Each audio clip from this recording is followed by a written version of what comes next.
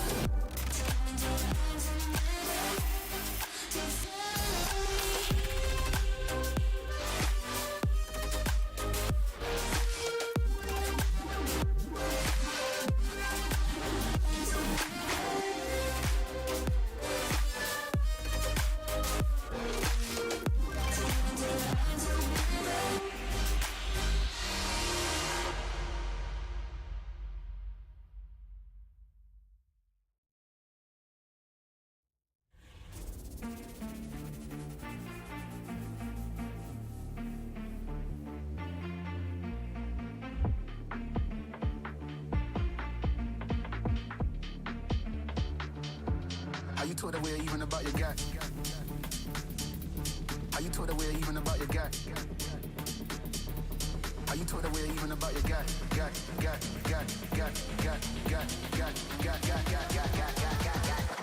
How you talk that way even about your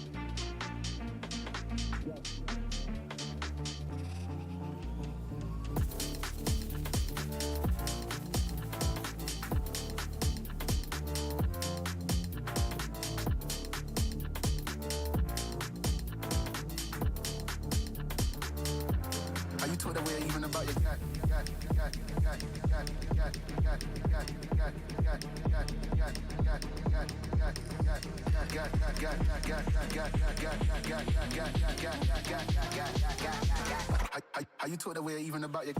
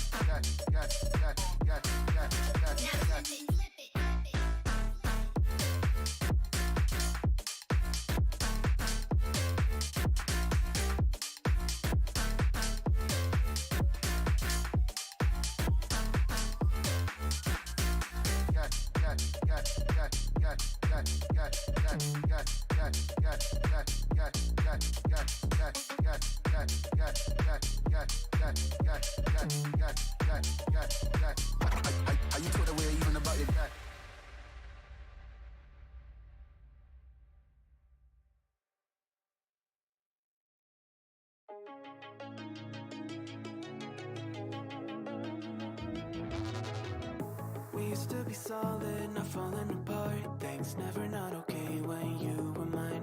You used to be honest, not pulling my heartstrings. Every other day you change your mind. Cause when you're high, you call me like I'm lonely. Some kind of little toy for you to wind up when you land in bed and feeling lonely. I'm tired of being deployed like that. I'm getting busier and busier, so disorientated. First you want me, then you're busy. Girl, it's not that complicated. Got me tied up in a leash and run.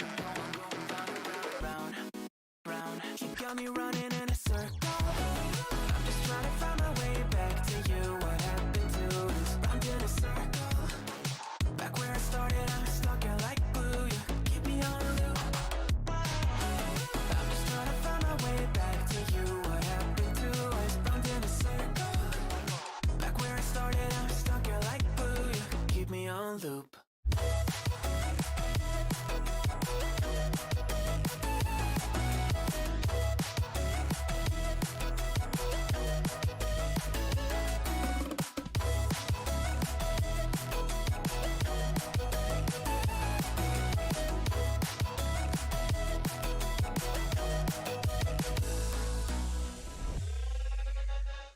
I used to respect you, thought I was enough. Yeah, feels like half a century ago. Cause you keep coming back after telling me off, without even fitting sorry between goodbye and hello again. Thought we could grow again, how about no again, again and again. I'm trying to tell you we can't be friends, struggling to comprehend that we broke up and ended again and again and again. And I'm getting busier and busier, so disorientated. First you want me, then you're busy. Girl, it's not that complicated. Got me tied up in a leash and run.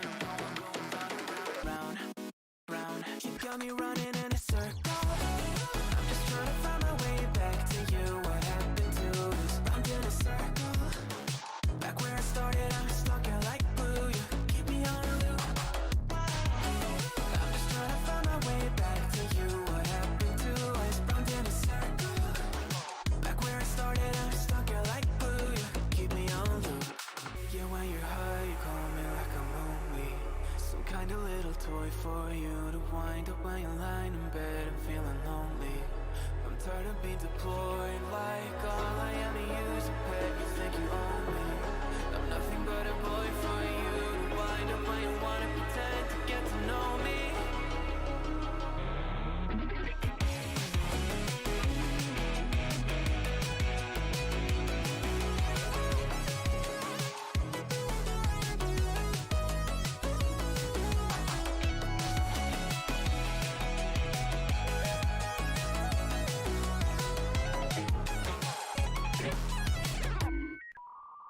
You got me running in a circle. I'm just trying to find my way back to you. What happened to us? I'm in a circle. Back where I started, I'm stuck here like glue. You keep me on a loop. I'm just trying to find my way back to you. What happened to us? I'm in a circle. Back where I started, I'm stuck here like glue. You keep me on loop.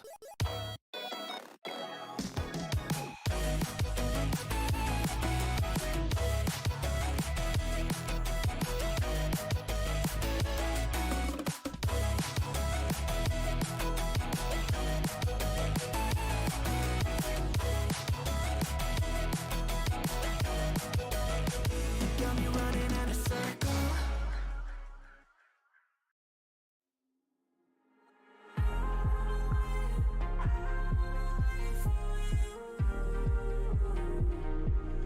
Tell me what did you say? What did you say that I do?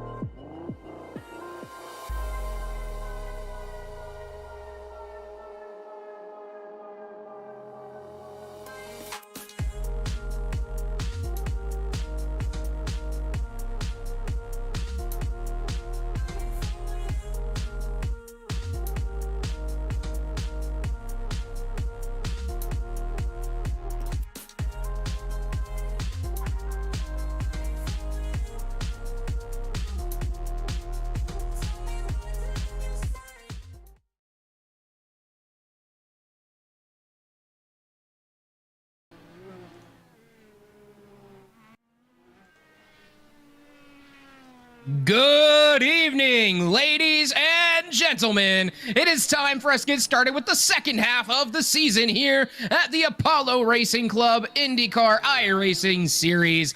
Coming to you live from the beautiful Detroit Belle Isle, now retired in real world, but still lives on in iRacing with all of its tight, twisty, and turny glory. My name is Keegan Scott, bringing you all the action today, as well as our wonderful producer and fellow commentator, Adam Thompson. Sorry for everybody who was hoping to see James here today. He is not here at the moment. He is in Paris doing photography things, so we wish him luck watching the soccer game that he is watching there. But Adam, beautiful day here at Detroit Belle Isle. I'm looking forward to this race. Yes, it is a beautiful day. If you just take a look at the temperature, it's 27 degrees Celsius. for the weather, and the track is quite warm, 42 degrees Celsius. So a little toasty, especially for those tires. Those tires definitely going to be an issue here today on the streets of Belle Isle. And just like last week where we had the Indy 250, it was the race to survive. You have to survive here. But instead of going around an oval, it's avoiding walls. And yeah, that's the issue here. And we saw how Long Beach went earlier on in the season. It can be quite a lot of carnage in the early going until everyone manages to get stretched out and get those tires a bit warm. So these guys are going to have to be extremely careful in the early going of the first lap, because turns 1 and 2 are not where I expect the problem. It's the exit of 2 and into 3 are where I expect to see a lot of the mistakes and a lot of the slip-ups here. Also, there's not a whole lot of high speeds. There's a lot of heavy braking zones, but as we saw in practice, it's easy just to lose the rear end and hit a wall or get a lot of oversteer out of the corner and just wreck into somebody else. So we'll have to just keep our eyes on everything that's going on here throughout this race. Obviously potential two-stopper here for this race because of how high the deg is on these tires, especially on the alternate tires. As we have guys starting hot laps already. We see Brandon Welsh out there. I don't think he's on a hot lap. Now he is. Yeah, Brandon Welch was our fastest guy in practice, and Brody Gardner was our fastest guy in practice, but Brandon Welch was in the top 10 in terms of overall speed. It's very much about finesse here at Detroit Belle Isle. That was a good turn 3, and it's all about hitting those apexes, and you can't really track out as much as you would anywhere else, which is why those entries become so important at this very tight street circuit, is because you have walls preventing you from going out as wide as you normally would like to.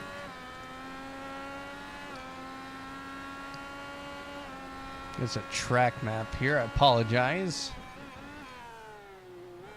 Oh, that's a really wide turn 7. That's going to be a not so great time, but he's going to have to get that banker lap in and go out for another run.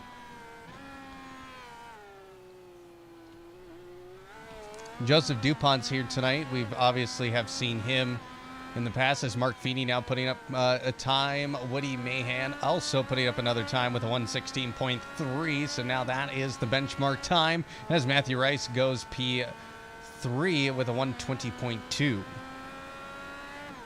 Brandon Welch with a 1:16.5 ending up behind Woody Mayhem, but not too bad for a bit of a slip up.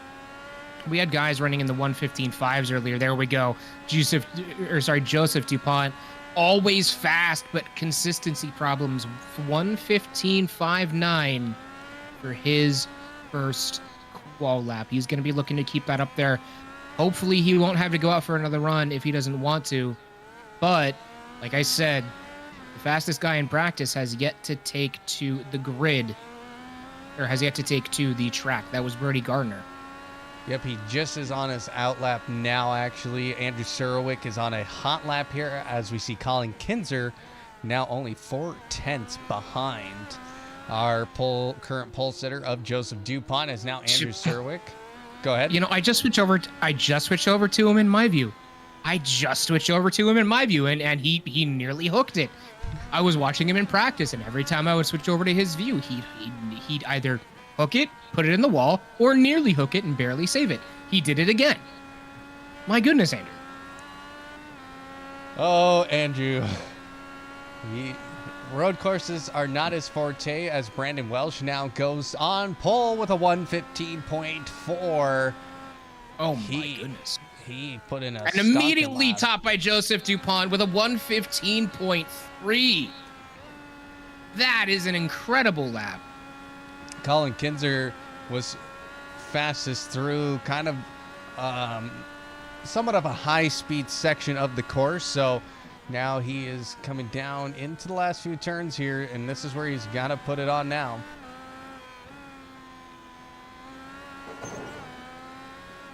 Colin Kinser put it on top, 114.9. I'm currently looking at Brody Gardner on my view. He is about halfway through his lap at this point, and this is a hot lap. He's coming into turn 5 right now, and he is absolutely fast here. That's a beautiful exit, too.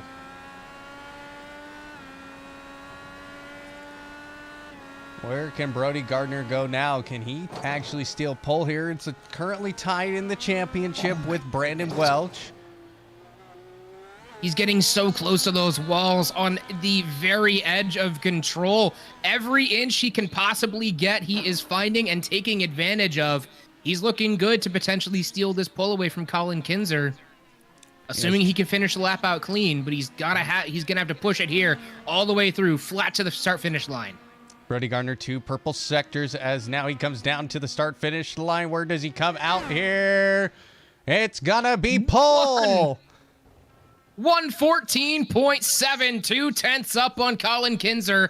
Brody Gardner takes provisional pole as we are approaching halfway through qualifying. Joseph DuPont, will he have an answer? He is on an outlap currently. Frankie Francica currently on P4 with a 115.427. So he put in a very good lap. He's only a 10th off of Joseph DuPont's pace currently.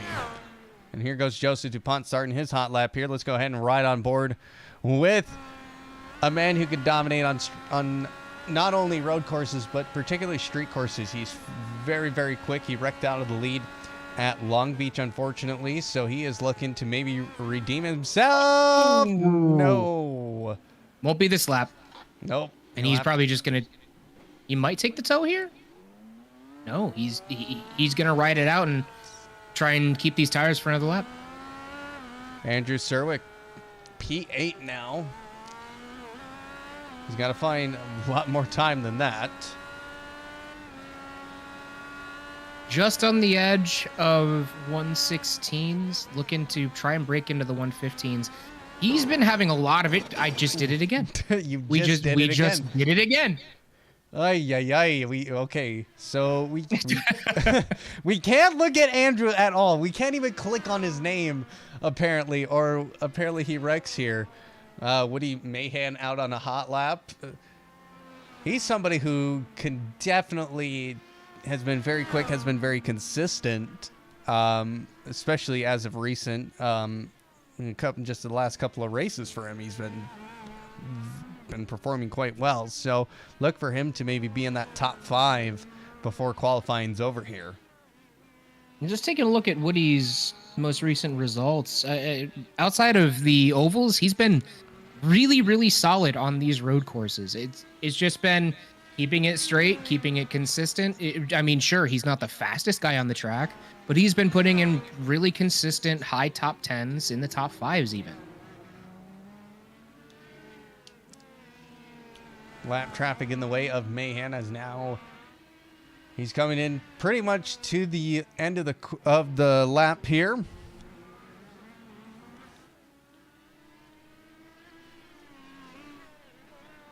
Not quite flat out. There it is. Flat out from here on out. Is he going to have the speed to try and move up? He's looking good. He's put in a really good lap here so far. Is he going to be able to improve? No, 115.6 still. Joseph DuPont currently out there on a hot lap, waiting to see what his sectors look like here. He's just going down into turn 3, so he's probably just passing the first sector right about now. Oh, he is again on an outlap. Oh. No, he's not. No, he's not. I apologize. That's the time to Francica for some reason, so. Interesting. I mean, we can pretty much tell just from looking at it, though. He's really consistent on his lines. He's not getting as much out of exit, though, as he probably could. So that might hold him back a little bit from catching up to Brody and Colin. That's a good exit, though. He's going to use that one. Not the longest straight stretch here, but that momentum will carry through this corner and into the final stretch. plus a little bit of a slipstream through there as well. So you don't get very, not many straights on the street circuit. So any sort of advantage you can get. Where does Joseph DuPont come out? No, does not improve. Actually, he does improve a 115.4, but does not improve position. So he remains P3. Let's check in on Colin Kinser. Colin, kudos to him. He just started towards the end of last season here at Apollo Racing Club, and he immediately showed himself as being a road course ringer, and he's really been proving that so far this season, especially by how fast he's acclimated to this circuit. He was saying in practice that he has never put a lap in before here, so with just over the hour of practice, and not even, it was only about 45 minutes of practice that he was actually here for, he has managed to learn this course so well that he's now putting in top 2 times. Yep. Oof, that's going to hurt him, though. Ooh. Yeah, got to be careful of the walls. They are a lot tighter than pretty much all of the ovals we race on, so Colin Kinser will come across the line. That lap did not count because he did hit the wall, so if you hit the wall, your qualifying lap will not count. Freddie Martinez up to P5, 115.3. Well, we're reaching the back half of qualifying here. If people reset now, they will have one opportunity to put a lap in. Colin Kinser's looking to make it stand on this one. He's not going to have another opportunity.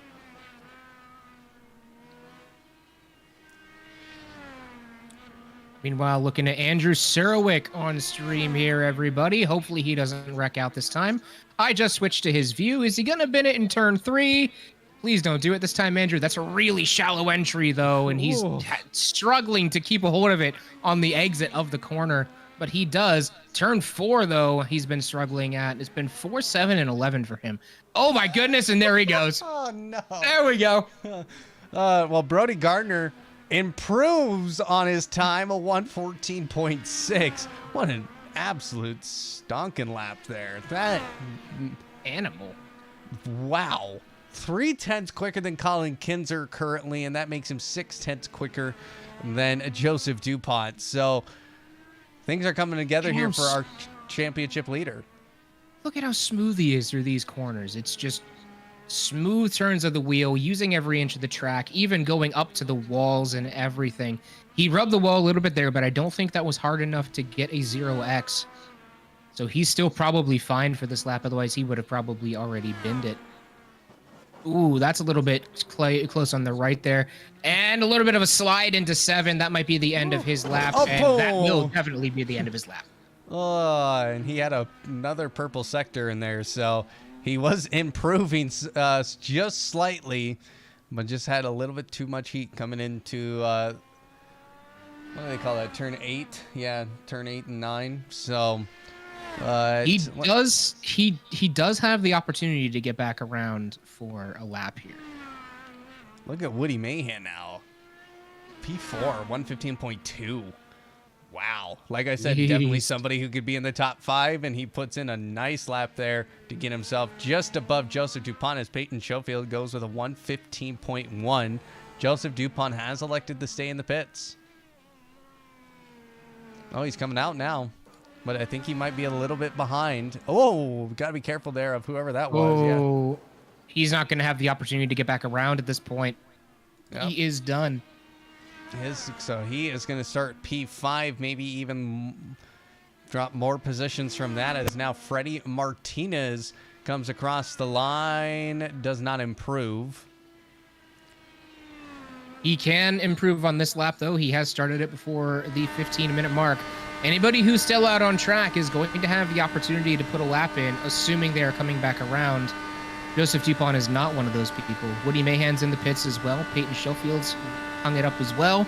Colin Kinser is still out there, and it looks like Brody Gardner is now retiring from qualifying. Colin Kinser, the only man in the top 3 currently who has the opportunity to improve his time.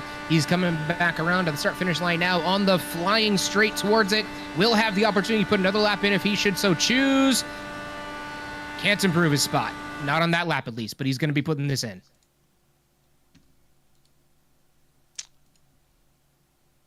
It appears that iRacing has turned its weary head on the spectator client for some weird reason. Everything has been running smoothly, so we'll have to take a pause here as qualifying wraps up and get ready for the race. So stick around. We'll be back in just a moment.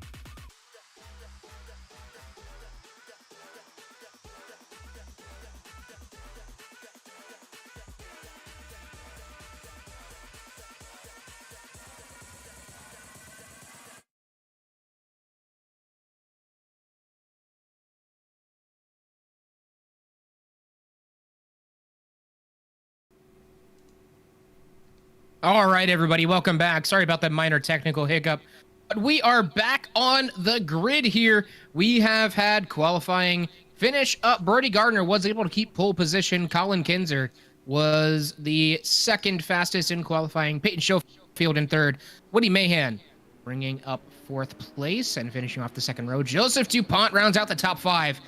And Freddie Martinez, Frankie Franchica, Brandon J. Welch, Jack Hedgecox, and Thornton Thomas were all able to clinch themselves spots inside the top 10. Andrew Sarowick, who is our defending champion, is going to start P11. Nick Jadu, P12. Mark Feeney, P13. Craig Bray, P14. Matthew Rice in P15. Brock Whiteman in P16. Shady Ahmad, P17. And the rest of the field doesn't really matter at this point as we are going green here at Detroit Belle Isle.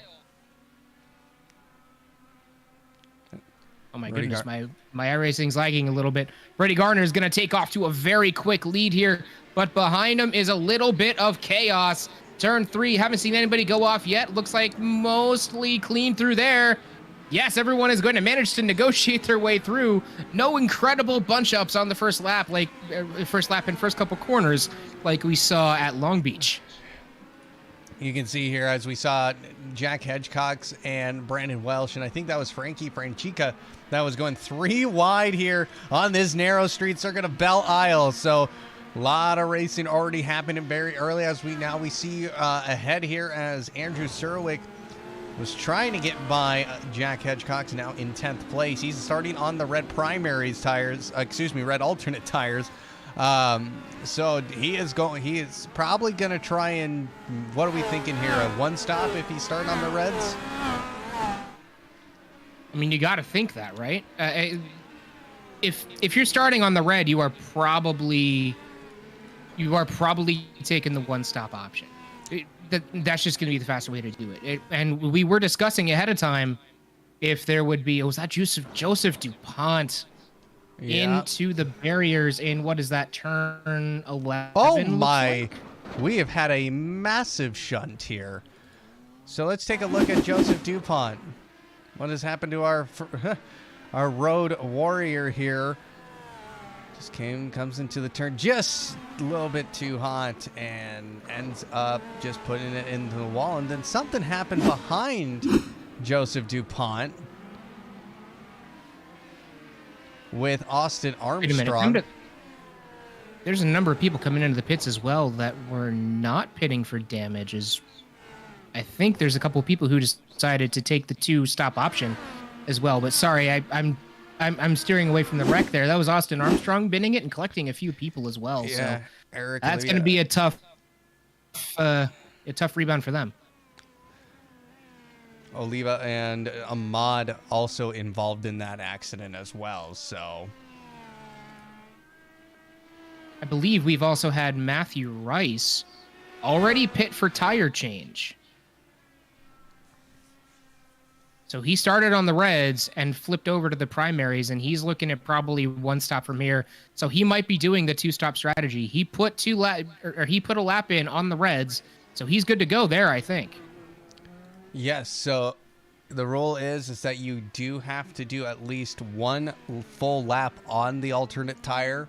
It's the way that how IndyCar works as well. You just have to do at least one complete lap. After that, you may change tires again. So I guess, it's a little bit of a loophole just to be able to do one lap on the reds and then go right to the primaries.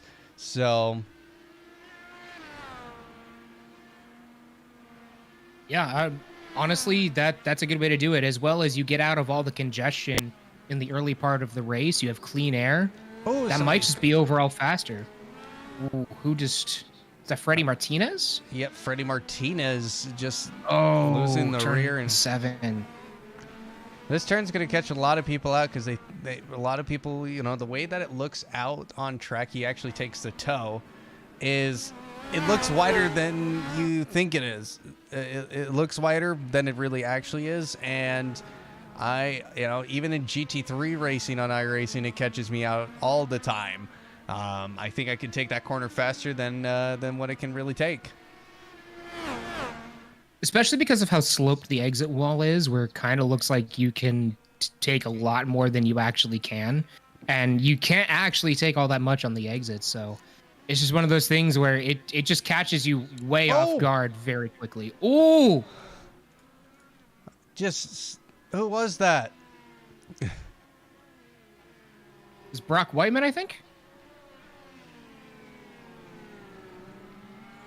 Let me see here if I can find a replay marker of that. Oh, no, sorry. It was, yeah. That was incredibly close for whoever. Oh, my goodness. Brody Gardner. I'm taking a look at Brody's camera right now, and he is ping-ponging off the walls pretty hard. Those reds are already falling apart on him. Wouldn't surprise me. He's got Colin Kinser gaining on him. Yeah. I mean, what tire? It looks like Colin Kinser starting on the alternate tire as well.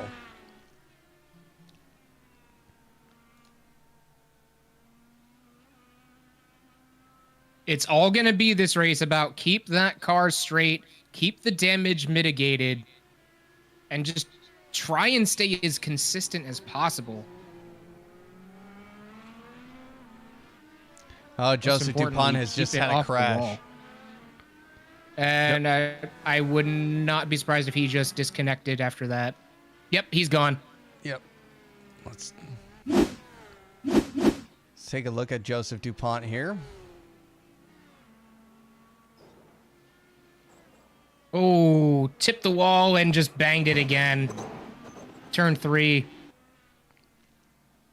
That's the way the cookie crumbles, unfortunately. Alita also had a crash.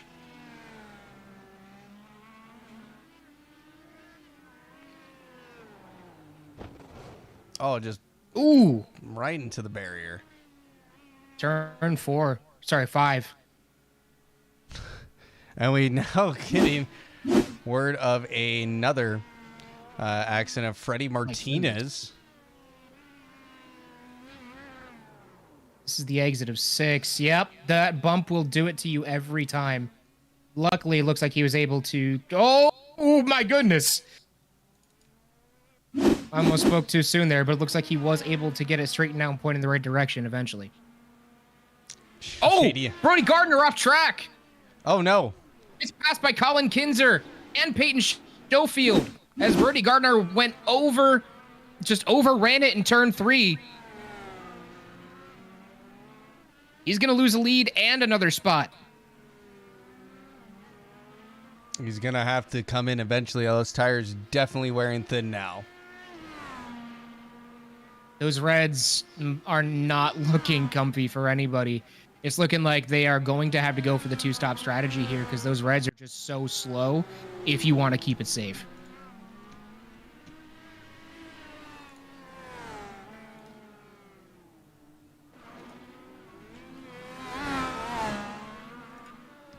I believe we're on the starting soon screen, so not entirely sure what's going on there, folks. We'll try and get it back to the action. There we go. There we go. All yeah, right, tough. Sorry. Tough break for Brody Gardner.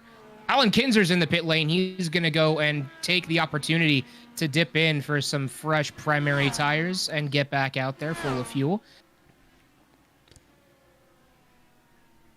First one to take, well, with the exception of Matthew Rice, first one to take the opportunity. Yeah, you're seeing him now into the pit lane. Already up to 30 seconds on that pit stop, so with 10.3 in the pit, so tire change, getting a refuel done because the fuel window. Oh, you know what they say, 22 laps. 22 laps on the fuel. So I wouldn't be surprised if Colin Kinser maybe added fuel on that stop. Probably a little bit.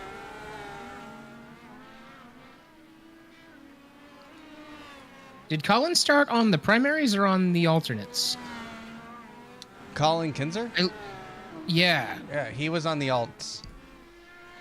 I think I like what he's doing here. He's back on the alts again, so he's going to double stint the alts and then take the primaries for his last one. I like it.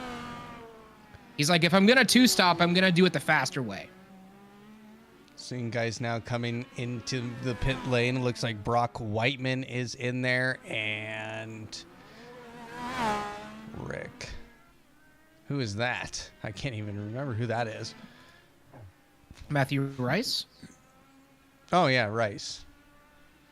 So Matthew Rice is in the pit lane now. He is down a lap, though, so he's going to have to really push this back if he wants to get that lap back. Of course, looks like we are not going to have that safety car out in this race yet. You know, knock on wood there, but everybody... Unlikely at this point. Unlikely at this point. Unlikely.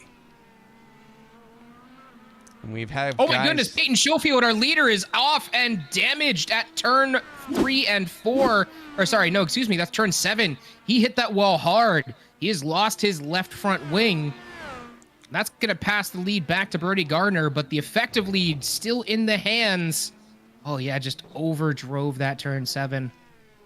But the effective lead still in the hands of Colin Kinser at the moment. Brody Gardner's really got to be questioning whether he should pit right now, as we see Peyton Schofield definitely pitting using one of his fast repairs. Of course, each driver getting 2 fast repairs, so if they, make a mistake, especially on a street course like this, I mean, it makes it,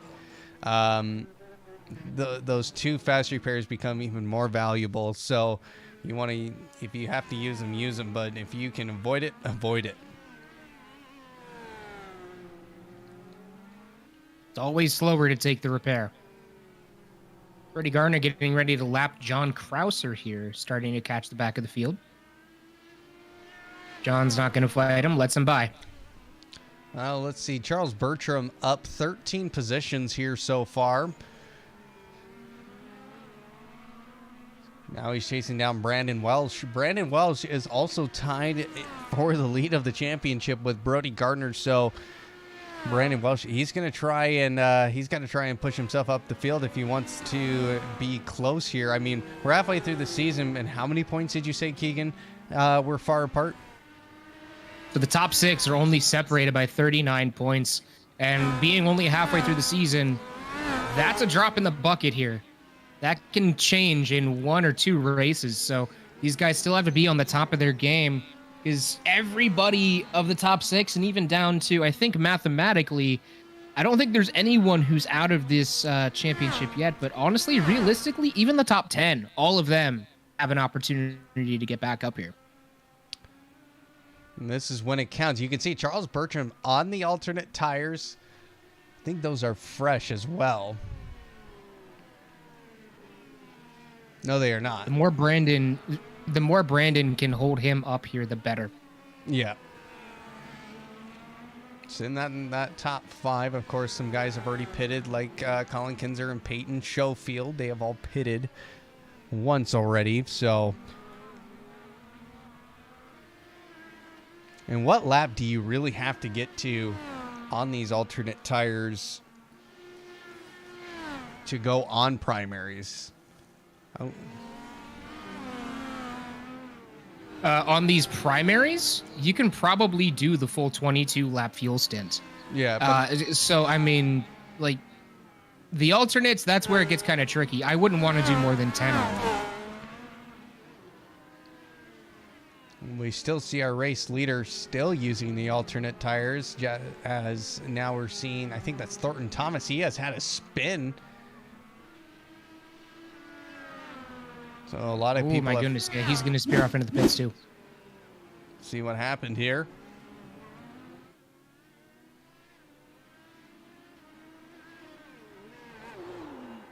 Oh, just banged it into the wall. Heavy damage. Yikes!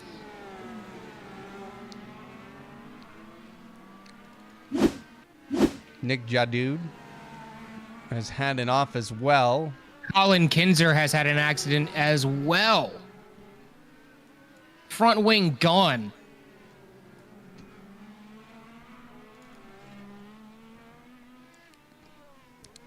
Oh my. What has happened to Yeah. who was going to be the Colin Kinser, I think Colin Kinser and Nick Jadoud ended up having the incident. Colin might just take this opportunity. He's currently on lap 19. He cannot make it the rest of the way. He's close. Oh my. Oh my. We got to take a look at that one more time here.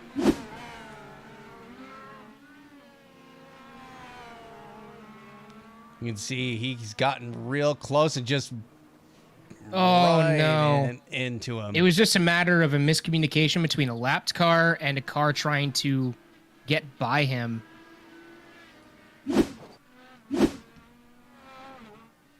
So he'll come into the pits and they'll use one of his fast repairs now. I wouldn't be surprised if he changes tires here and just goes to the primaries. So at this point he's completed 19 laps. I would not be surprised to see him basically try and go to the end from here. He's going to have to save a lap of fuel, but that's doable over a 19 lap stint. Or sorry, a 22 lap stint. That one. That's what I mean. Yep. So Colin Kinser does go ahead and take nope, he's back out there on reds. Okay then. He's going to have to pit at least one more time then for the primaries because he has to take them.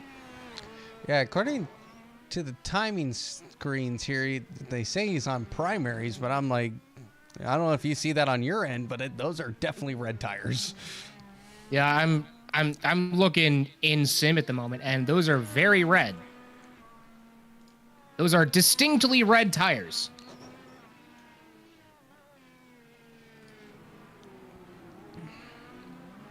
Andrew Serwick into the pits now. Let's see here what kind of strategy. Oh, Colin Kinser is also going to spin again.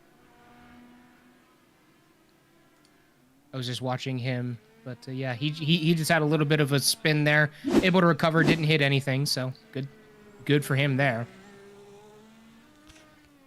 Let's replay now of it. Oh, at the turn 8, yep. Just lost the rear. Yep.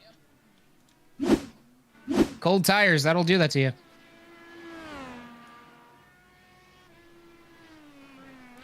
Unfortunately, damage mitigation for Colin, not so great today.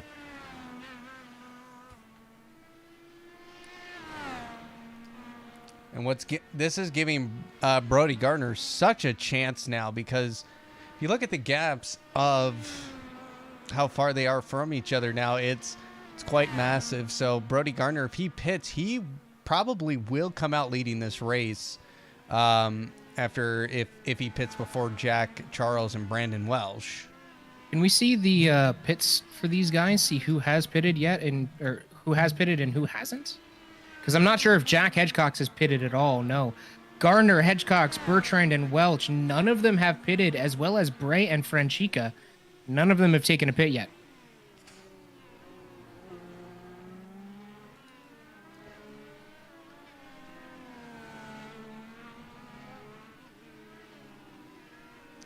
Brandon Welsh getting closer now to Charles Bertram again, as Charles Bertram was able to get by.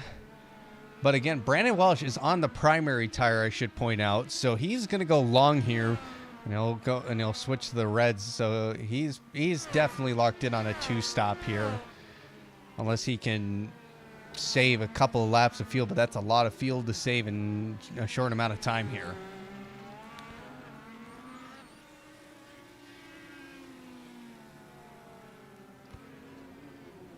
These guys have plenty of fuel to go for another, if they choose to, 8 laps. So, yeah. Honestly, we still have yet to see the full pit strategy play out.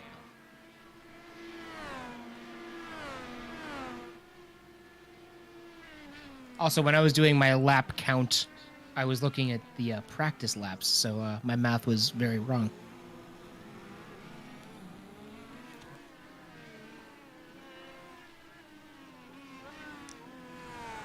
Brody Gardner cutting his way through the field as we see Andrew Serwick back there as well. Freshly pitted with those primary tires.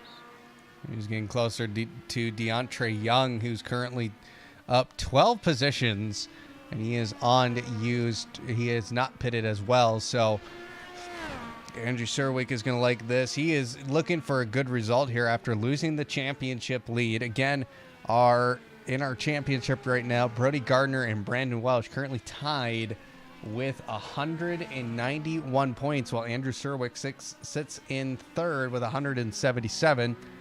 Again, a drop rule will come into place at the end of the season, so Brody Gardner makes off better with that deal, though. He's going to get to drop a 20th and a 16th place finish. Meanwhile, Brandon Welch is going to drop 2 13ths, and Andrew's going to drop a 16th and a 13th. So it actually gets very close, but Brody just has 2 wins to put over everybody. Oh, that's close. Oh, my goodness. It's Andrew Serwick and DeAndre Young. DeAndre just gets into the wall. Nearly causes Andrew an incident there, but Andrew will get away clean. We're on lap 16 of 42. Oh, we've had a Oh, spinner. who's that spun behind him? That's Craig Bray. What has happened to Craig? He got Baja blasted.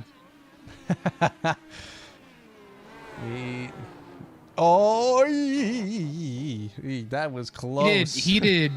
That's what we call the cha-cha slide. Right there. That is a Code Brown moment. Yeah. For the guy behind him. Who was that behind him? Turn blind corner, see car. Shite self. It was Thornton Thomas that had to avoid that, so...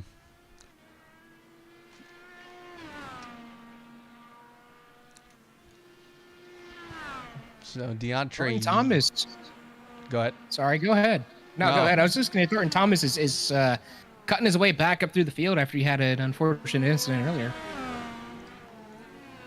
And that's the thing about, especially this race in this league, anything can happen because, you know, not a whole lot of guys can race, you know, I would say are comfortable in racing on street circuits. I mean, of course, doing the ovals gives you kind of the feeling of the wall being there, like you, unlike some other circuits like Road America, for example.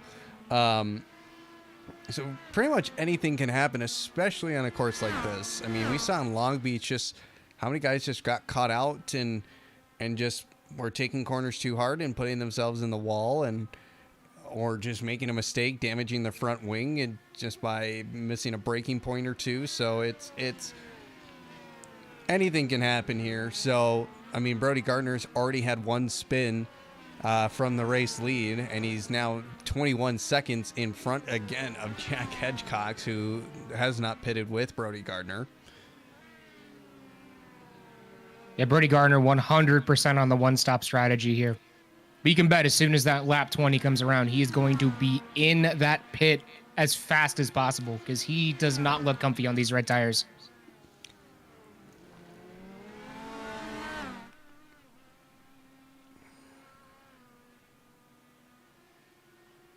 That's a face that's good to see up in the top three there. Charles Bertrand. Long-time driver here at ARC. Has had a little bit of a middling job of it as of late. But you know what? It's good to see him back up there in the top three. His last podium was at Road America. Good on road courses. Fairly consistent top 10s on ovals too. So hopefully it's his day. Well, he's very comfortable up 16 positions, chasing down Jack Hedgecox, a.k.a. known as Rogue. He races also in Tier 1 for Codemasters F1. So he has a lot of road experience, of course, in a different sim, but very quick in iRacing. He's done other leagues outside of ARC, but he does this one quite often as well. So it's good to see him up in second. He's had some good finishes, or has had some good races till adversity hit him. So, but tonight looks pretty strong here, P2.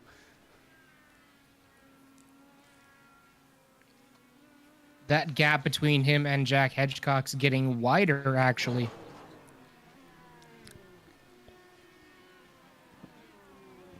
Now is when we start to see push to pass come into play, too, because this is an opportunity. Whoa, who was that spun back there? Freddie Martinez, it looks like. That's rough. Already a lap down. Ooh. Fishtailing out around everything, too. Taking a look here. Just locks up the brakes. Yikes. Gets out of shape. No damage. Nope, no damage, thankfully. Taking a look at the push to pass numbers here. Jack has held pretty much, well, all of his. Charles Bertrand with 8. Peyton Schofield with 7. 7 push to passes remaining. Thornton Thomas hasn't used one yet, so in our leader has only used 1.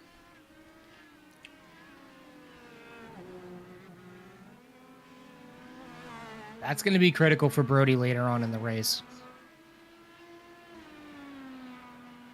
We are on lap 20 as well, so I would imagine Brody Gardner will be entering the pits here either this lap or potentially the next lap if he thinks that he can't go the full distance on fuel from here. But I would imagine that this will be the lap that we will see Brody Gardner, as well as probably everyone else who has yet to pit, take the opportunity.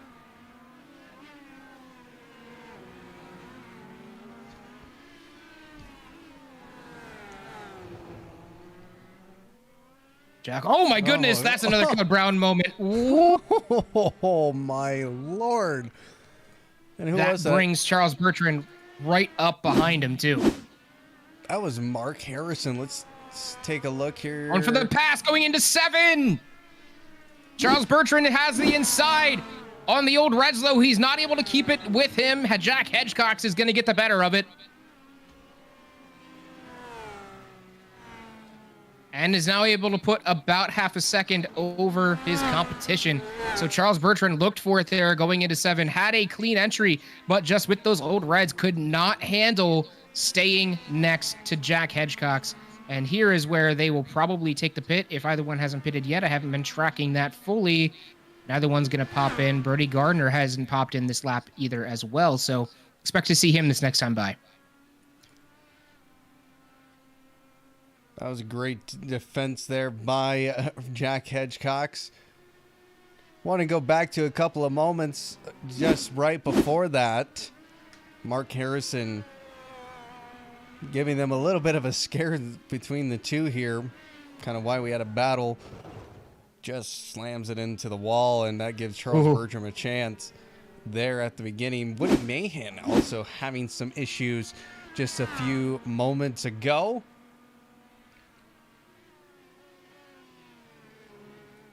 Just off track. Just couldn't get it slowed down. Good turn, though.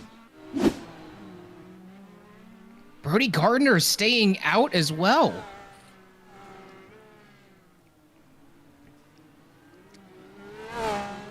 He's rolling those Reds for a full stint. Of course, keep an eye on that bottom bar there as we see Woody Mayhem now coming into the pits.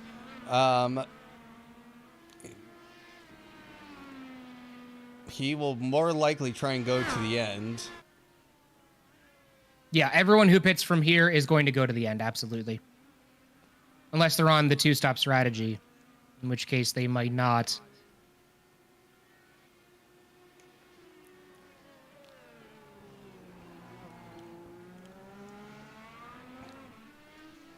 Look at that gap, 20 seconds between Brody Gardner and Jack Hedgecox. Yeah, 26.6 base, almost 27 seconds. So Brody Gardner finding some life in those tires, and or what's left of them.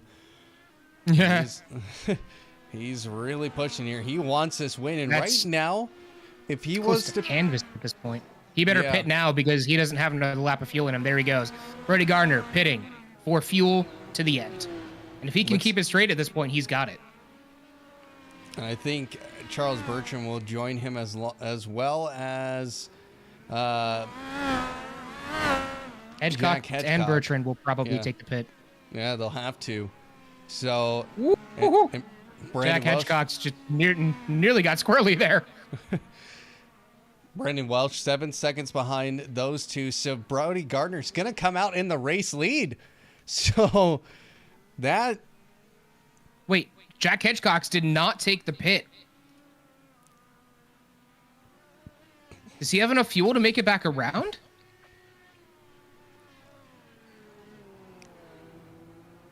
I'm not sure if he has enough to make it back around.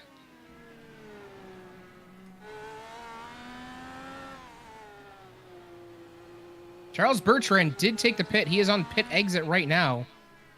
This could be bad for Jack Hedgecox because he might not have enough fuel to take it back.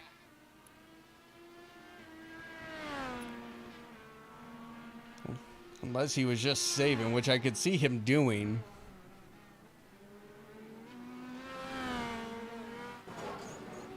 He's almost through the laps, and he would have ran out by now. So, yeah, he was able to save a full lap of fuel. Gain maximizing the length he can use those primaries for, I guess. Mm-hmm. Of course, Brody Gardner will retake the lead here.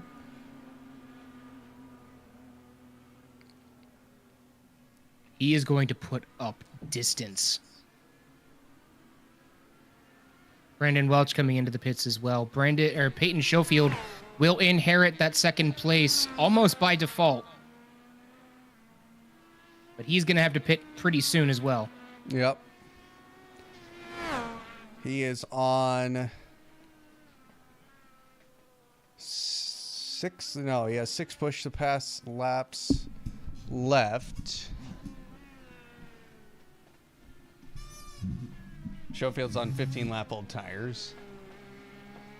So let's see how that shakes everything out here. Brody Gardner gonna take back the race lead now with 21 seconds over Peyton Schofield, who is in second, but he is on 15-lap-old tires, so expect him to be pitting pretty soon.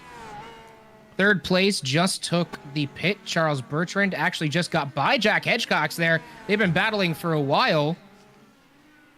Charles Bertrand finally going to get the better of it on those reds. He's going to have to pay the piper later on in the race, though, is right behind him. Jack Hedgecox is on the primaries. So Charles Bertrand basically needs to drive it like he stole it, because he did steal it. Colin Kinser battling with Andrew Serwick side by side. But Colin Kinser tucks in right behind Andrew Serwick. Right as I switch over to Andrew's POV every time, up until now, he's binned it. So let's hope that doesn't happen again. Hey, look, I managed to not view curse him this time. He's been having an okay day, though. Damage mitigation is what it's all about right here. He's not the greatest on road courses. He's better on ovals.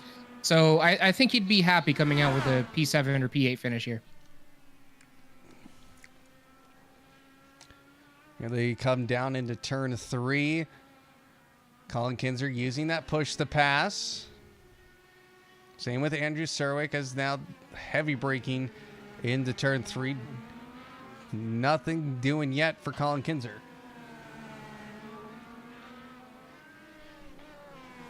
This battle is going to get intense going into 7. That's where the move is going to be made by Colin if he chooses to try it. Both these guys on level amounts of push to pass left, though. Whether they choose to use it here is debatable. I really wouldn't want to waste it all here because you've got a lot of the race left to go.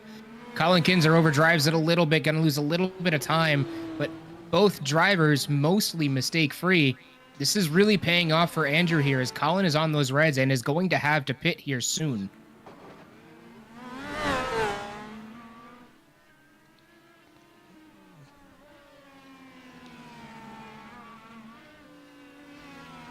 Yeah, 13-lap-old red tires against 12-lap-old primaries. I mean, they're seeming pretty equal still. They're side by side again through turn 1. Oh, so close for Colin Kinser. That door was open for him, and he wanted it. Now we see Jack Hedgecock. He's taken P2.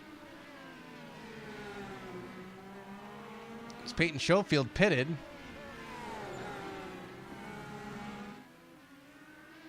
He took back that P2 over Charles Bertrand. Didn't expect that transition to be this quick. I did not. Charles either. Bertrand's actually on push to pass as well. Going to look for the outside going into turn 7. He has to stick by him, and if he does, he has the favorite line going into 8 and 9. Not quite able to keep with him. Jack Hedgecox will successfully defend into 7 again.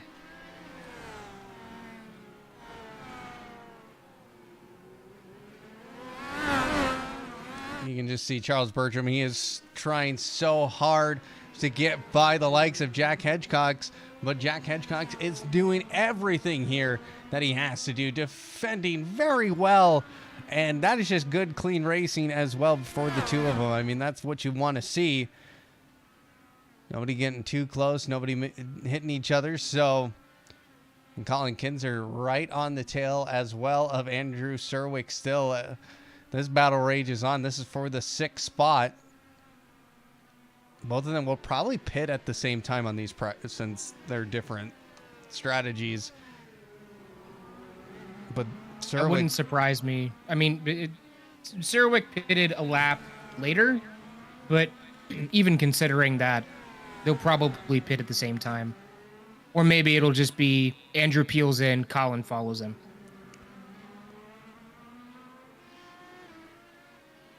Colin Kinser again with the push, the pass. It's on the outs, on the inside of Andrew Serwick as they come. Where are they at? They are just now coming into trees 7 and 8. Here we go. Colin finally going to be able to make the pass.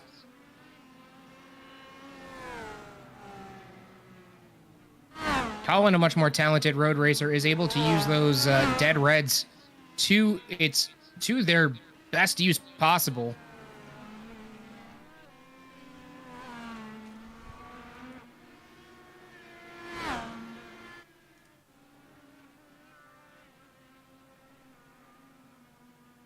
Charles Bertrand, half a second back of Jack Hedgecock, as now the lead is now 38 seconds for Brody Gardner. He is just running away with this. We just saw where Jack and Charles were. They were going into turn 3 and 4. Well, Brody's currently in turn 10. Or sorry, turn 11. And he's just making his way around the track so much faster than everybody else. And he's on the one-stop strategy, so it looks like that is probably going to reign supreme if he can keep his car pointed the right way.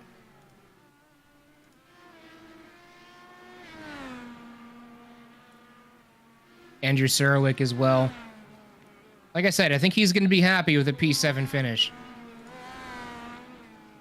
Assuming he holds on to it, because Peyton Schofield, he's not too far back. He's only 5 seconds back, and he's on reds. So he might be looking to make a move on to Andrew in the next couple laps.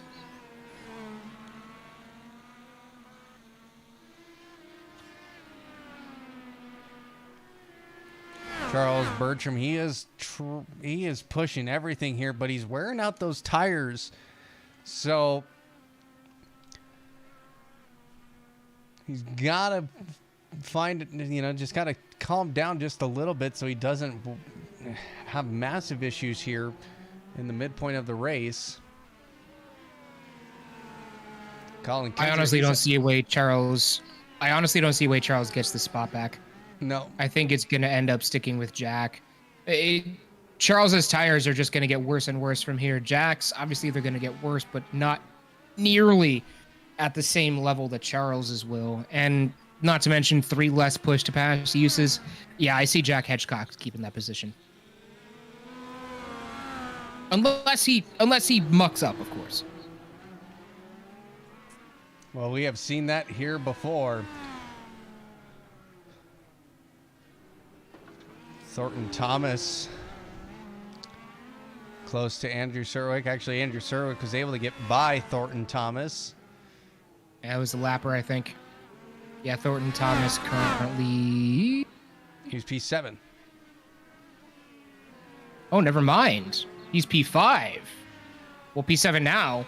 He must have had an incident. Yeah, he's going to peel off into the pits. Maybe he has air, and maybe he has damage.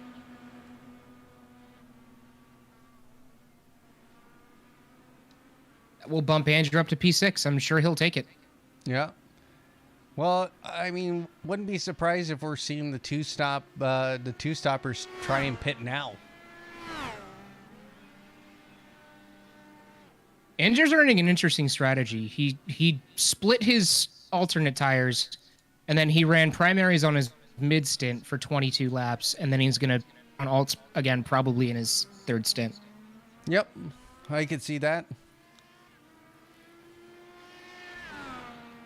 Charles Bertram's heading off. It'll make a lot of sense. Has he? Let's take a look here. He's right there on the back bumper of Jack Hedgecock's.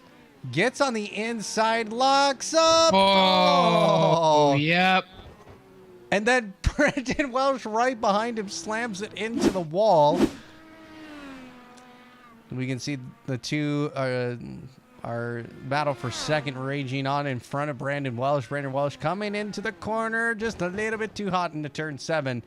And monkey see, monkey do. Yep. Yep. That happened. I think that happened, 2 weeks ago? Because we were at a road course and somebody just followed somebody on the same exact line and wrecked it. That happens more frequently than you think. One wreck is going to cause other wrecks, and that happens on ovals too. Mm-hmm. I'd like to think that it's partially due to, okay, the aero gets messed up. There's There's probably some issues otherwise, but honestly, it's just a mental game. You're so focused on the bumper of the car in front of you and following them as closely as possible that you follow them directly into the barrier. Peyton Schofield trying to move himself up the field. He's on the red alternate tires again. He's already done 5 laps. He's got to take these to the end.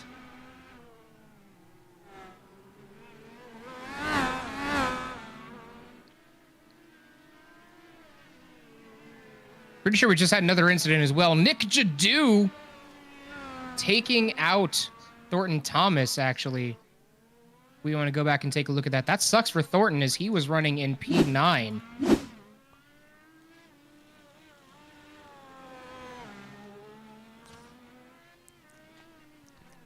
Nick Jadu just loses the rear end, gets it back going. Thornton Thomas is there. Nick trying to defend hard. I don't think this was even for position. No, it's not. No, it is. It was for position. It was. Nick tried the switchback move and just ended up cutting too far inside. Now their battle still raging on here as Nick goes ahead and pits. He will go on probably on 2 reds.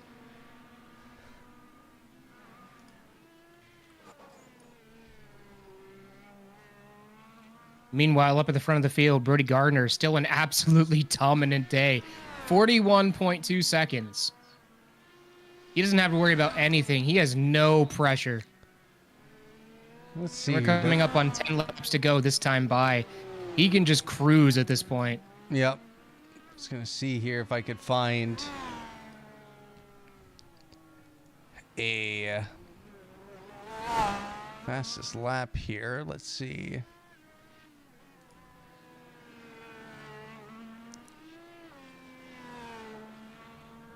So 1:15.8 is the fastest lap. And that would be by Brody Gardner. So he would pick up the fastest lap point as well. This is going to really thrust him up into a great spot for the rest of the season. Great way to start your second half with a victory. And Brandon Welch not having a great day so far. A lap down in 8th place back there. So this is going to really set Brody Gardner pretty far up there. Andrew Serwick is going to be happy with the P7 finish. Simply due to, you know, he's not great on road courses. He just wants to mitigate his damage here. So he'll be happy with that, I think. So the pit window for Charles Bertrand, pretty much, he is out of that window, I would say now. He's got to commit to these alternate tires as Colin Kinser is into the pits. He will probably take fresh reds. He can't. He has to take primaries. He has not satisfied the rule yet. Oh, and he has not, so he will. He has to take primaries. No, he took reds again. That's so he has to pit again one more time. Meanwhile, right behind him, that's Brody Gardner getting ready to lap him. This race has gone from an amazing start to just a horrible continuation for Colin Kinser.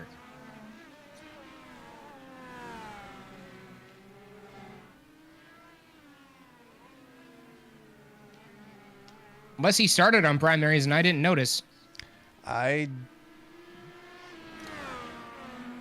That one we would have to look back on, but I don't think he did. I think he started on the alternates. Again, Since I'm in my own view, I'm gonna check on it, see what he started on. No, he started on the alts.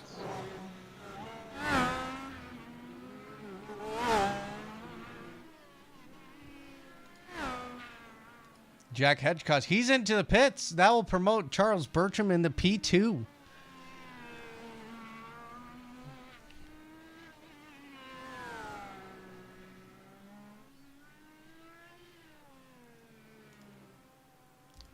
And Peyton Schofield, he puts himself back up into a podium. Who would have seen that coming here tonight? I definitely didn't. I just went back and looked at Colin Kinser's pit stops, by the way. Reds every time, and he started on reds. Oh, Brody Gardner. Oh, I was watching his view there for a second. He almost lost it. But yeah, Colin Kinser is going to have to pit one more time at least. Peyton Schofield having a good night as well, up into third place.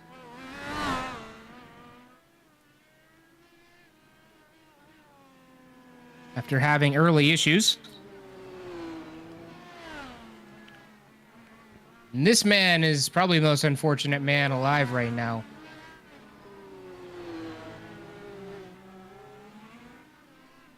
This man has gone through plan A, B, C, D, E. We are on to hexadecimals at this point.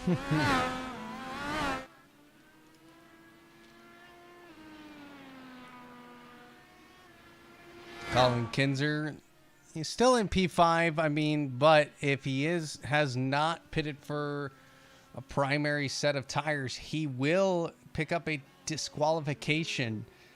So that will promote everybody below him up one spot, which if you're Andrew and Brandon Welsh right now, you are going, please give me that spot, because that is just more points.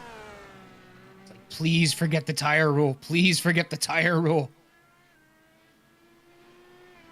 And he can't afford to get DQ'd out of this race. He is in P4 in the standings and has had a lot of solid finishes this season. 2 not-so-great races at Road America and Pocono, but they can be his drop weeks if he finishes pretty well here. Yep. Currently sitting in P4 in the championship with 156 points.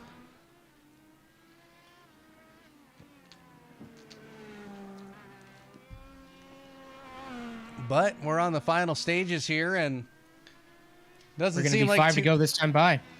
Yeah, not too much happening there out on track, Keegan. It's kind of a nice pace here, as now Jack Hedgecox puts up a 15.5. And there's a 15.2 from Colin Kinser. New fastest lap goes to Colin. Maybe those alternates were worth something after all. Just steals that one. Just steal that 1 point. Now don't be a Ferrari and get penalized. Before we go today, folks, we'd like to give a shout out to one of our 2 hour sponsors tonight as we wind down this race. Our first sponsor for tonight, Driver 61. Did you know that Driver 61, the most prolific driving school in Europe, has entered the sim racing market? That is right. They will teach you how to drive in iRacing, Assetto Corsa, ACC, F1, whatever sim you so choose, if you so desire. Head over to driver61.com and use the code ARCDriver61 to get 20% off your purchase of lessons and whatever you wish to get over there. And believe me, they do a lot of good work. And now our other sponsor tonight, everybody, is Grid Finder. Grid Finder is the only web-based league search out there currently for iRacing, as well as Assetto Corsa and ACC and F1 and whatever sim you want to check out. You'll be able to find your next grid there. That is grid-finder.com. And you can check us out there as well, as we are a Grid Finder approved league. So that is grid-finder.com. Tell them we sent you. Want to take back a look at a moment here for Andrew Surowick. Ooh. What has happened to him? He looks like... Oh, he just puts the throttle down too hard. Whoa, and spins it. Just barely taps the wing. Well, that will give Brent... He got bit by turn 11. Mm-hmm. That just a little bump there at the exit of the corner, and that actually promoted Brandon Welsh, Woody Mayhem, and DeAndre Young. As Andrew Surowick falls down to P10. Freaking yikes. We weren't even looking at him, so can't claim commentator curse on that one. Nope, not that time. Not that time.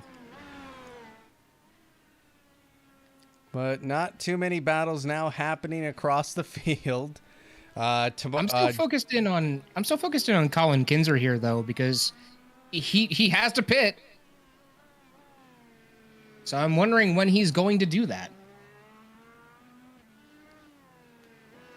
He's only got about 5 seconds back to Brody Gardner behind him. So no matter what, he's going to have to pit and go a lap down.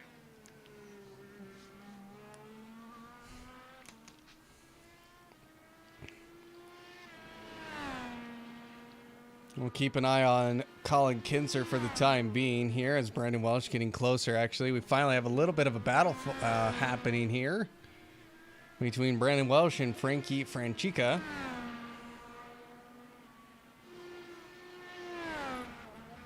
Join us Sunday night here at Apollo Racing Club for Codemasters F1 Tier 1 action. I'll be in the booth again on Sunday night for that one. Should be a good race. It's getting tight in the championship. Of course, Monday and Tuesday will be Tiers 2 and 3. And then next Wednesday, ACF1 action starting at 9 Eastern at PGO Circuit. Oh, and Frankie Franchica just puts it into the wall.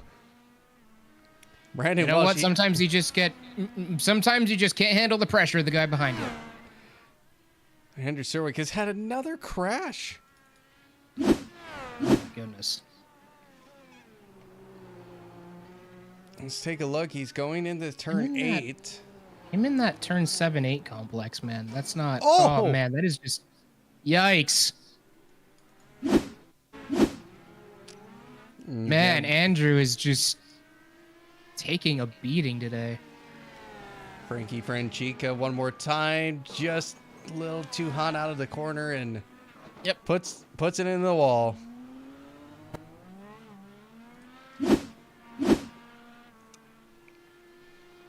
All right. Well,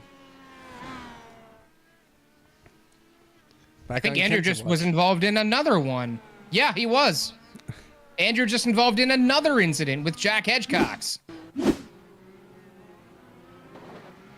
Man already has half a wing. I think he had an incident coming out of 12. Yep. Oh, okay. my. Oh no. Oh no. No wing. Oh, we gotta watch That's gonna that be one Jack more time. Hedgecox having to go into the pits. That is just wrong place, wrong time, my man. Replay one more time while we get to the white flag lap here. Just loose it. Oh, and just barely clips Jack Hedgecox there. So Brody Gardner took the white flag here. One more time. I'm taking a look at Colin Kinser right. I'm taking a look at Colin Kinser right now. I want to see if he's gonna come into the pits, because he has to. Brody Gardner. This time by. Whoa. Woo. He can just cruise at this point. Yep, he doesn't have anything to worry about. Brody Gardner coming out of turns 8, 9, 10, and 11. He will round 12, 13, and 14, and he's going to see the checkered flag, and he will take the official championship lead here at Apollo Racing Club here at Belle Isle. And you know who didn't pit? Colin Kinser. He's going to get DQ'd. So that is going to promote Peyton Schofield. Or sorry, that's going to promote Brandon Welch, Jack Hedgecox. Everybody behind him is going to get promoted a spot. Man, got to keep in mind that multiple tire compound rule, my guy. Yep, gotta take both. And I did go back through and watch all of his pit stops. He did not take those. He did not take the primary compound at all. Started on alts, continued on alts.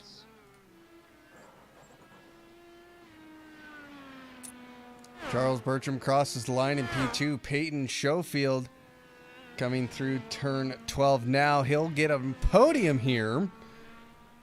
That's going to be... I think that's his second podium. It is. Second podium Yes, of the it is. season. So he will cross that line in the final podium spot. Colin Kinser will cross the line at P4, but questionable on his tire choices will come into play there. Brandon Welsh in P5. Colin will get DQ'd. Oh, yeah. Peyton Schofield, he might be a sleeper to watch for the championship. Currently in 9th, has not had bad placements, already has 2 missed weeks at Road America and Long Beach, but if he can make the rest of the time, he might be a sleeper. So everybody, the race is in the books here from Apollo Racing Club IndyCar Series at Detroit Belle Isle. And there are your results. Again, Colin Kinser will end up DQ'd at the end of the session. It does not apply until then. So keep that in mind. Promote everybody up 1 spot who is behind Colin. But there are your results. And folks, don't go anywhere. We will be right back with some interviews from our podium here today. So stick around. We'll be right back.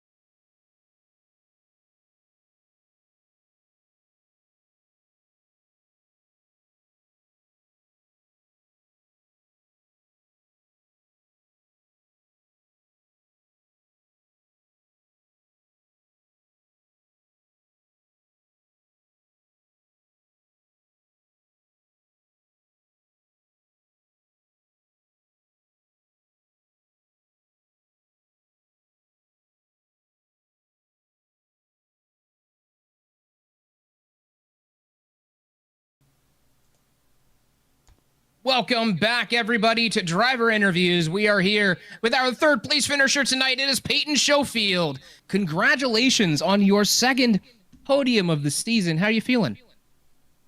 Pretty good. I was worried there after I got some damage early, but turned out okay.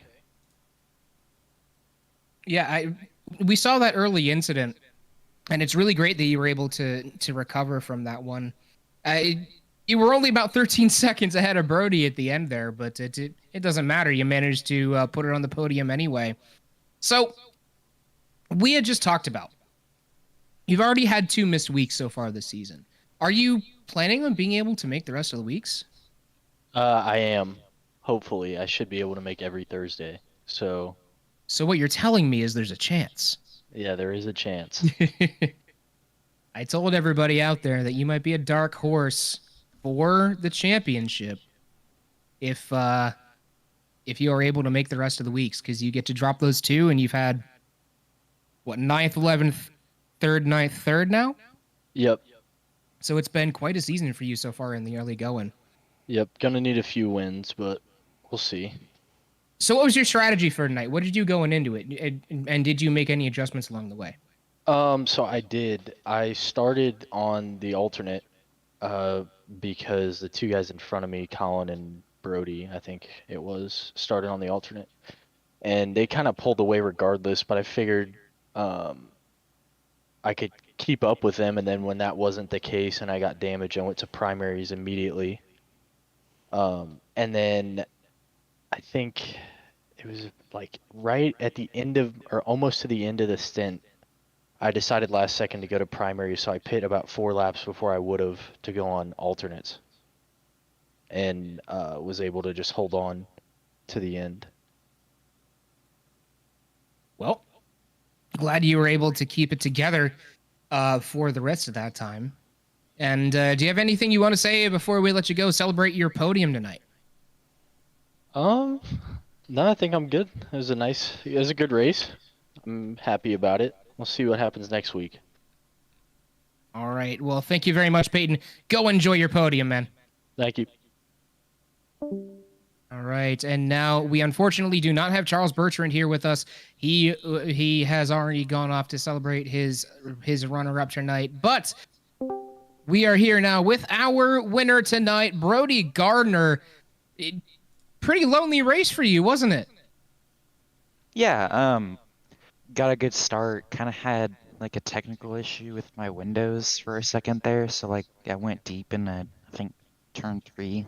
Yeah, I think it was turn Lead. 3. I remember we saw you do something there. Yeah, like I was messing with my windows and I looked back at iRacing and I was past the braking marker. So yeah, went in a little deep, had to reverse. But yeah, from then on, no mistakes, just kept it clean. I think Colin hit a lap car, which I think Colin hit Nick Jadu, actually. yeah, that was kind of an issue this entire race. Like that was the biggest thing was it's a tight track, so getting around lappers was pretty difficult. We so did it was notice just- a couple incidents there between 6 and 7, as well as between 11 and the start-finish line. So that just seemed like it was one of those times where just couldn't figure out who was going to go which direction. Yeah, like there was a few times where the lappers could have chose which side of the track they wanted to go on, or could have let I don't know about everyone else, but let me go in a better place. But there is no lap car rule, so I can't complain too hard. I didn't get I didn't lose anything from it, so I can't complain. But I guess other people have more of a right than I do to complain about that. So I think that's something that like us as drivers could improve on, is the lap car situation. But yeah, other than that, it was a fairly boring race, I guess, for me, just tire saving the entire time. Yeah, I mean, that's the name of the game in street courses: tire save and keep the car pointed the right way, right? Right. Especially with the red stint, I was just trying to keep the rear tires on the car. Because you can control a car with understeer fine, but whenever it starts to lose the back end on exit, and especially in like the corner after the backstretch, I'm not sure what number it is, but like the tight change of direction, you aim at a wall to turn left, like it really bites you there to not have any rear grip. So yeah, just keep the grip in the tires, especially the rears, and you should still be able to do fast laps. I was pretty surprised by the speed left in the reds at the end of the stint. So that kind of lended the one stop to being very fast today. Yeah, I mean, it did seem like it was the optimal answer for anyone who could successfully run it. There were a couple other people on the same strategy as you until they ran into lapped cars. And then they had to pit anyway, so... but anyway, so you came into this tied on points with Brandon Welch, and you obviously up a bunch of distance on him, but he did manage to pull out a top 5 finish today. This sets you up pretty well for the rest of the season. Do you have any specific strategies, or are you afraid of any races upcoming? I'm not too fond of Michigan coming up because I don't know. I'm not very good at like the super speedway kind of thing where it's like not a whole lot of lifting, but I don't know. I might miss a few races in the future due to work commitments. So hopefully I can find a way to do those. But yeah, the main thing is just to be able to do the races, because if I can run every race from now until the finale, I think I could win this thing. I definitely think so. Being able to knock off your finish at Road America and last week at Indy would certainly be a huge boon for you. because I think Brandon actually. No, actually, you still have better than him at the moment if you knock off Road America and Indy. So it's Other two looking to drop shape. weeks? Yep, it's Okay. it's shaping up to be an interesting second half of the season for you. Yeah, I'm looking forward to it. Hopefully I can, get those races in. Well, Brody, do you have anybody out there you want to shout out? Anything you want to say before we let you go celebrate your win? Like to shout out my mom. I think she's still watching. I'm not entirely sure, but yeah, that's her. And then Apollo Racing Club fun race tonight, and then everyone that put the broadcast on tonight. I appreciate that. Well, Peyton, Brody, my bad, that one. Go enjoy your third win of the season and have a good night, my good man. Thank you. Appreciate it. Well, Adam, that was certainly a race at Detroit Belle Isle. We have our first winner here ever, and that's Brody Gardner. We have never raced here before, so I definitely feel as though Brody said about lapped cars here being a potential issue is definitely an issue that these guys will have to work on in the future. But street circuits definitely did not disappoint this season. No, they did not. Of course, that will be the last street circuit we race for the rest of the year. And of course, next week we head on to Michigan, Legacy, Michigan to be exact. And of course, those kind of speedways always kind of bring a little bit of drama with them. So next week should be a very interesting week to watch out for. Oh, yes, it will be. And folks, we will be back right here next week. Same time, same place, right here on twitch.tv/Apollo Racing Club or on youtube.com/Apollo Racing Club. Thank you so much for joining us here from beautiful Detroit Belle Isle on a brilliant Thursday night.